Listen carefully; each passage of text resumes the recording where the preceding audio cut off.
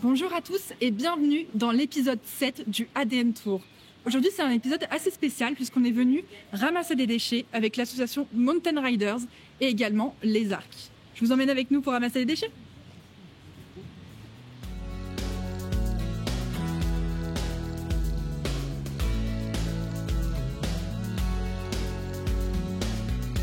Du coup, là, on est en train de ramasser quelques déchets.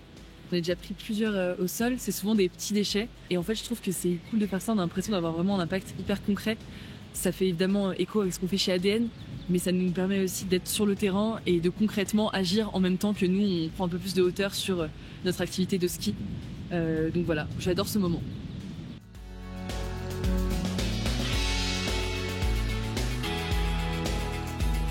Ce spot, on l'a adopté il y a déjà un peu plus d'un an. On s'attache à faire 2 ramassages par an, un en fin de saison d'hiver et un plutôt en fin de saison d'été, pour voir s'il y a des évolutions, sachant que le premier ramassage c'était plutôt un point zéro pour remettre à plat la zone et faire des constats un peu plus factuels. Et maintenant, des enjeux, c'est d'impliquer la copro, juste en dessous de laquelle on se trouve, et voir si, en faisant un petit peu plus de com à leur niveau, on arrive à limiter, entre autres, le nombre de mégots qu'on peut ramasser, parce que je crois que c'est le constat le plus criant qu'on a fait, c'est qu'on ramassait pas mal de mégots à cet endroit-là.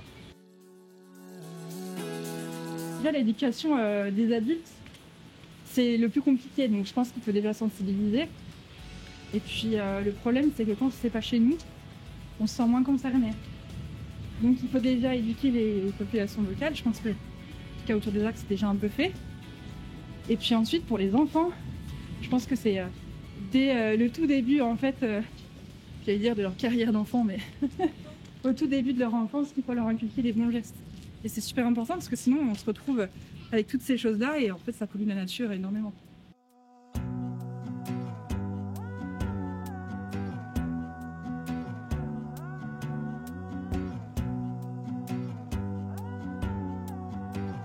Les mégots, beaucoup de mégots.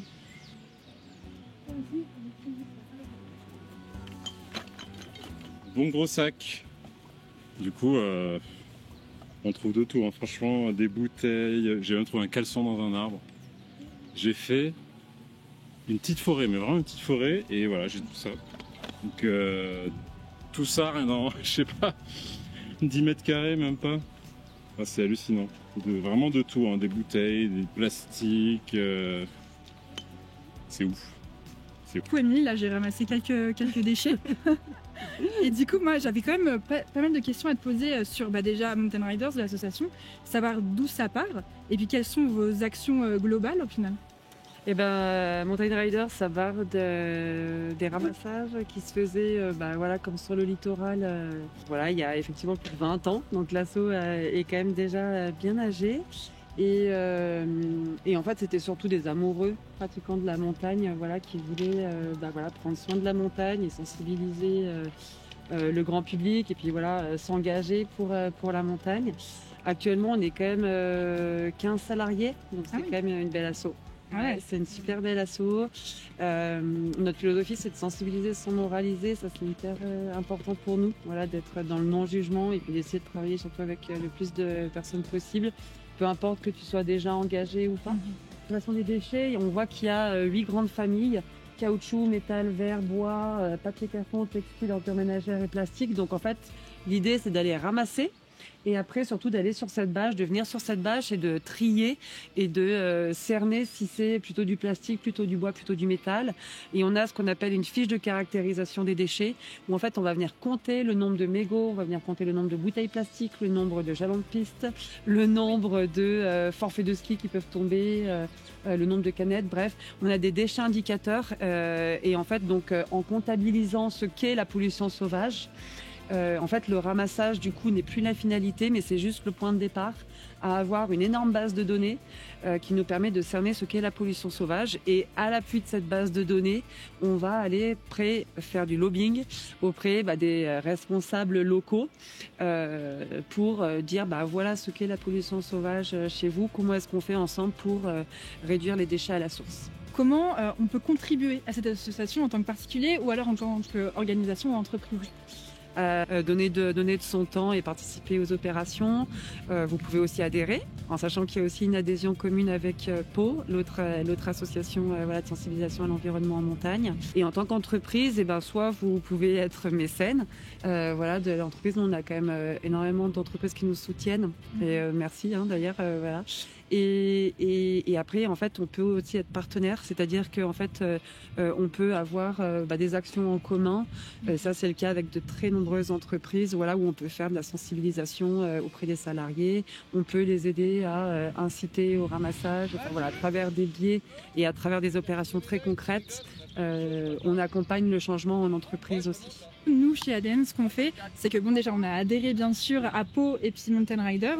Et cette année, donc, on fait partie de 1% pour la planète. On a décidé de vous reverser du coup nos 1% de bénéfices cette année pour vous soutenir, parce qu'on trouve que ce que vous faites, c'est génial. Et on adore en plus y participer. Là, je me suis énormément amusée d'ailleurs à le faire. Donc merci pour ça. Et puis j'espère qu'on va continuer à faire des choses ensemble. Trop chouette que vous soyez avec nous dès le début. Bravo. Merci beaucoup. Du coup, Marion, toi, tu fais partie de l'Office de tourisme. Est-ce que tu peux te présenter ? Donc moi, je suis Marion Grenier. Je suis directrice marketing et communication pour l'Office du tourisme des Arcs et Bourg-Saint-Maurice-en-Vallée. On est partenaire de Mountain Riders depuis plusieurs années et notamment, ça s'est intensifié depuis qu'on est labellisé Flocon Vert. On a créé des vraies actions avec eux. Pour la première année de vos actions et maintenant, est-ce qu'il y a eu des changements, des améliorations ? Qu'est-ce que vous constatez en fait ? Là où il y a une vraie différence, je trouve, c'est au niveau de fédérer en fait l'interne. On voit que maintenant, de plus en plus de gens, que ce soit des écoles de ski ou des restaurateurs, ont envie de participer justement à la collecte des déchets ou faire des actions avec nous. Donc ça, c'est un vrai marqueur qui est intéressant pour notre destination. Donc, ce que je te propose, Camille, c'est qu'on aille tout de suite voir ce que ça a donné et qu'on fasse le bilan de notre action. Parfait.